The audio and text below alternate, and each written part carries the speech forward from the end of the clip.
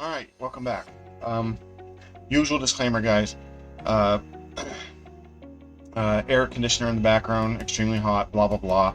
Same thing every time. Um, uh, so here we are. We have a new kit. I think I did a video on this, a sort of an unboxing a while ago. I don't know, maybe a month or two ago. But I thought I'd go ahead and start it. I'm kind of taking a break from the model ships. I won't be working on the Pearl for a while because of parts, availability, all that crap. So I picked up this one, not because I loved it. Frankly, I hate it. I love the cab over. I love a Kenworth. I love the Aerodyne sleeper. I hate this bit. Basically, it's a car carrier truck. It was a cab over design that this guy Tyrone Malone designed, took and modified to be a carrier of race cars, and I just don't like that. I want it to be just a regular truck. So I do happen to have the parts I need to make that happen. Now, you may know the instructions are already out because I'd already done this portion of the video once already. But for whatever reason, I didn't record sound. So it was just 5 minutes of nothing. The video was nice and clean, but there was no audio. So we're gonna do it again, take two. So anyway, we got this. It is a nice looking truck. I'm gonna keep it black. Oddly enough, it's all molded in black too. That's kind of weird. I might even keep the decals, the pinstriping, but I am going to lose the bed. It just does nothing for me. I don't care for it. Yeah, here's a good picture of it right there from the rear. It was made so he can carry around his race car and basically live out of it while he's on whatever circuit he's racing on, which is very ingenious. I love it. I love the idea behind it, but it's not what I want in terms of a truck design. So I'm going to basically strip all of this off the frame, or just not build it, and go back to the original Kenworth cab over that it was. Yeah, so there's the side view of it. Very clever, like I said. I mean, if you like that kind of design, it's very cool.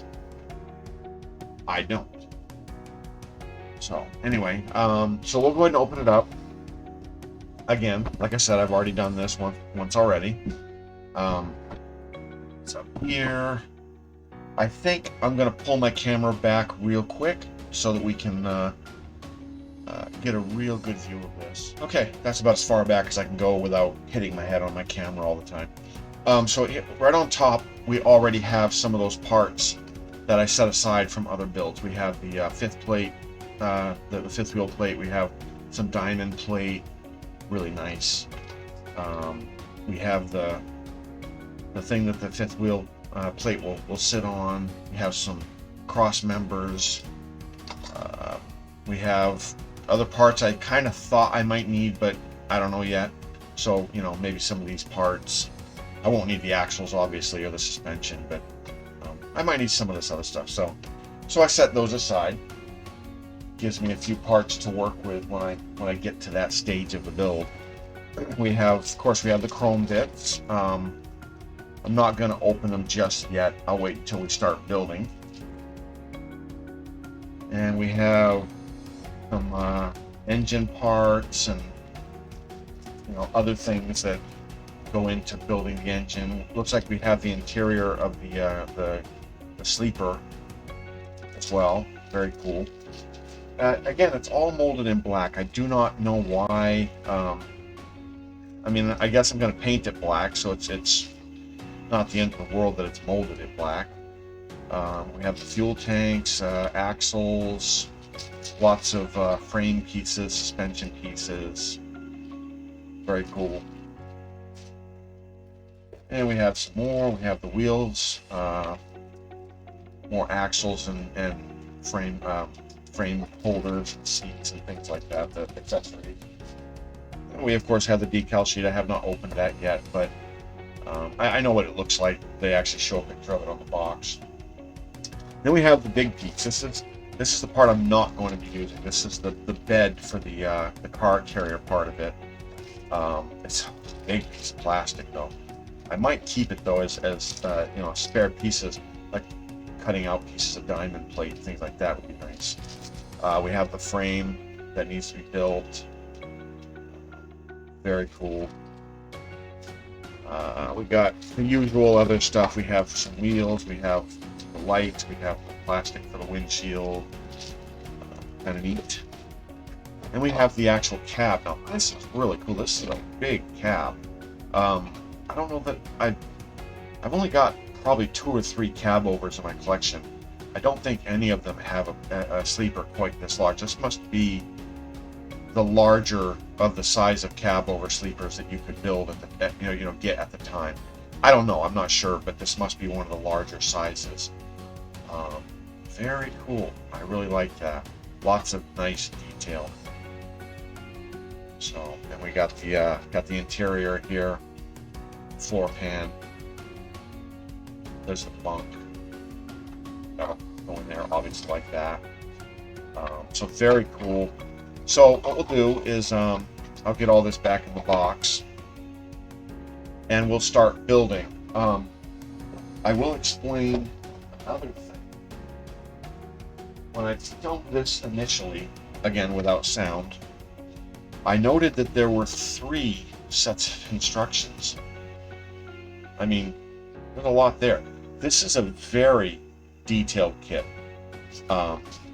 With any of my other truck kits, and I've got a lot of them, especially the cab overs. 1 sheet will do you. It's enough. This one, there's 3, and there's a reason for it. Of course, 1 and 2 are the general truck build, and the 3rd sheet is mostly the finishing of the truck, and then the building of the car carrier. I didn't know that at the time, but there's a lot here. So basically the car carrier just slips over the frame on the back of the truck like that. So it's not going to be a lot to modify it. It should be really simple actually. So yeah, so there we go. The first step, as I did notice in the first sheet of instructions, is of course the engine. For whatever reason, it's always the first step. So I'll go ahead and open up that baggie. We'll take out the parts we need, and we'll start building the engine. I might go the extra mile on this one and do a little more engine detailing. Put in a few wires and things of that sort. Not entirely sure yet. It depends on my mood at the time. I tend not to go too crazy with extra detailing, but if I'm going to do it this time, because I really like the design of this truck, I might as well do a little extra on it. So we'll see. I'm not sure yet. So anyway, we'll get the parts out of the bags and we'll start building the engine.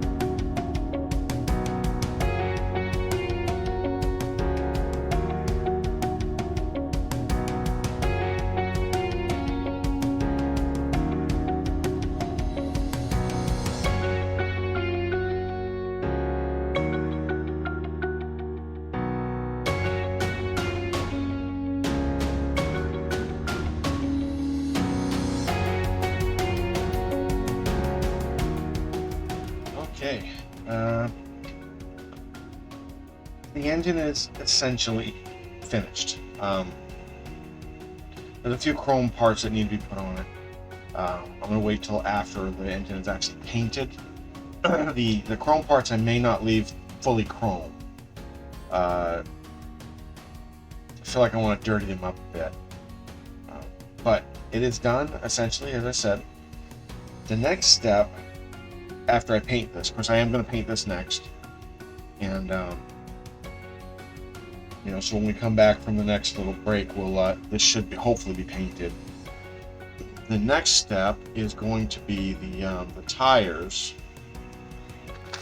I have out here. Just, you know, basic tires, nothing special about them. We got the chrome hubs, wheels, and we got the black, basically spacers and the backings of the chrome hub wheels. I might paint these silver just so that there's a nice match to them. That, in fact, I probably will paint them silver. So what we'll do, we'll take a break. We'll paint the engine. I'll get these painted, and when we come back, we'll start assembling all of the wheels, all the parts for the wheel. Should look pretty good. I gotta say, this engine was super detailed. I genuinely am not used to this. Even with the other AMT kits I've built, this engine is just so much more detail to it. And so far, fitment has been great. Again, I've ranted and raved about, you know, the poor quality of the AMT kits, but so far, and again, I know I'm only on the first few steps, but the engine just went together so well. Too many times you build these things, and when you start attaching pipes, you know, manifolds, things like that, things start not lining up properly. In this case, everything lined up beautifully. So my hat's off to AMT and to was it round 2? They did this one right, at least so far. Again, we'll know better when we get it out, you know, down into it. But yeah, I mean, it just fitment was great. So far, enjoyable. So again, we'll paint, and we will be right back. Got the engine done. Quite pleased with it. This kit is considerably more detailed than I'm used to for AMT model kits. I'm going to warn you ahead of time. I may have overdid the dry brushing and dirt detail. I'm not going back. It's going to be this dirty, so it is what it is. So I decided if the engine is that dirty, then so should the tires. The tires should be also quite dirty. So it's going to be not a pristine truck, which is unusual for me because most of the trucks in my fleet are almost like showroom clean. You know, pristine paint and not a hint of dirt on any of them. So this is going to be an unusual build for me. But I think the next step, according to the instructions, is going to be the frame. So we may start that build in just a second. I'm going to look through the instructions to make sure I didn't miss anything. You never know. And we will be right back.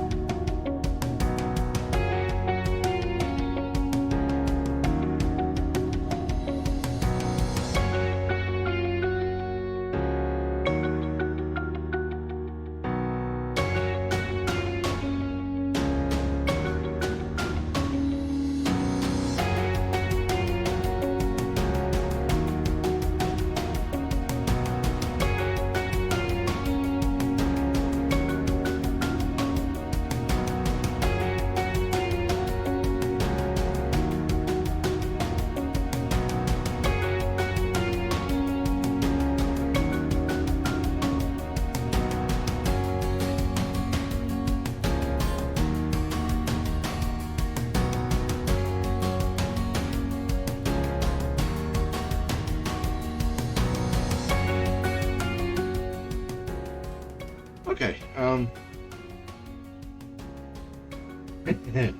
One of the reasons I like Revell kits in terms of the trucks is because I really like that the frame is pre-assembled. There's no second guessing whether it's straight or it's a little warped or crooked.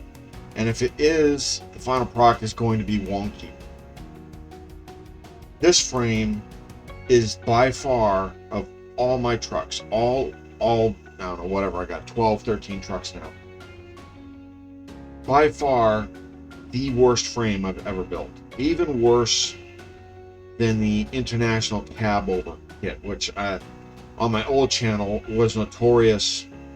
The video for that truck was notorious for very mean comments by the viewers, but also notorious because I was incredibly hard on it, and I stand by that to this day, that it's the worst kit I've ever built. This one, I'm not far enough into it for me to say if it's the worst kit, but this is the worst frame I've ever built. The instructions aren't, again, this is an AMT round 2 fault, and we'll call it a fault. I call it just disaster. Yeah, okay, all the parts in this kit at least are numbered. They're numbered on the sheet, they're numbered on the sprues, and that in itself is rare for AMT. But the instructions only point you in a vague direction as to where you should install this part. It doesn't precisely say. It just says, I'll put it here. If you look ahead in the instructions at some of the close-ups of the frame as as it's supposed to be being built, you can kind of work out where things are meant to go, but you will not be able to tell by looking at the instruction that we're looking at now. This is a long frame as well. I feel like this is probably going to be the longest trucks that I'll have in my fleet. It's long, and each of these frame rails is a separate piece from all of the the ties and everything that sort of holds it all together. So because they're so long, I feel like that's partly, or at least the main reason why there's a slight curve to them. Now I want to pick it up and show you, but I can't because I have it hot glued down to this surface. I'm using the lines on this work surface as a guide to hopefully straighten it a little bit. So at the moment it's glued, it's fairly straight, but, and I kind of wish I had showed this before I glued it down, but it had a very severe bend that way, like severe. So it's glued down. I'm going to take some heat to it. I think I have a heat gun, and I'm going to heat it up. Hopefully it'll stay in this position after I've released the glue from the surface. That's the only method I could think of to straighten it out. I had no other ideas. So I don't know if anybody has any ideas on how to make it straight, or to even keep it straight, let me know. But that's how I'm going to do it. So it is essentially built. I'll try my best to straighten it, and for the next video, hopefully by then I'll have it straightened and painted at least. I did get all the wheels together. I don't know if I mentioned that. I did dirty them all up. I think they look fantastic. The engine is done and it's painted and dirtied up, maybe a little too dirty. I haven't decided yet if I want to try and fix that or not. So there we are. We'll call it a video here. Again, when we come back, I'm hoping the frame will be straight and we can continue the build. Thanks for watching.